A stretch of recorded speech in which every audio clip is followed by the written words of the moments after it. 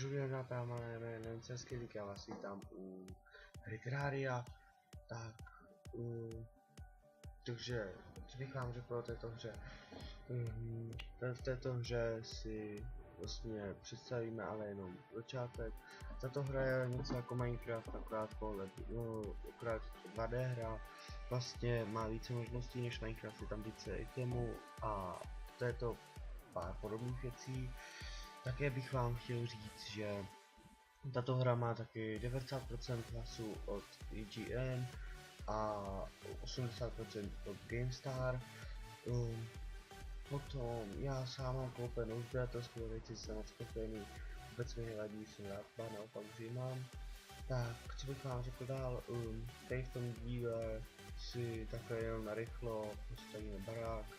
Já to mám na tady to video budu mít přetočený, takže teď zrovna teda ničím toho, nevím, to, prostě tady to video budu mít přetočený, já momentálně sám osobně teď jenom koukám na video, co mi vyglasů a čekám, než nahraju den přes Audacity. Tak, pojedeme dál, co bych vám řekl dále. Taky chci říct, že bude soutěž o roku 2, teď teda vyrabujeme tuhlu. Tak železo, bedál, dámo, bomby, no, tak je, tady vidíte znovu, co tím vyrabuje tuhlu.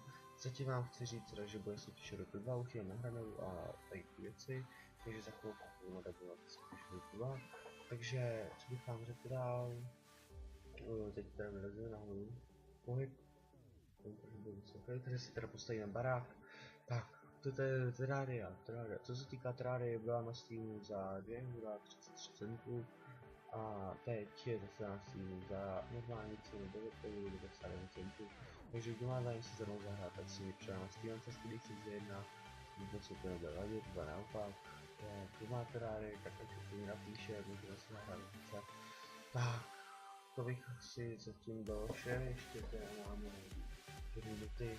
Tak, teď tady do té doby můžete střihnout. Takže já to teda se střihnu a zrychlím.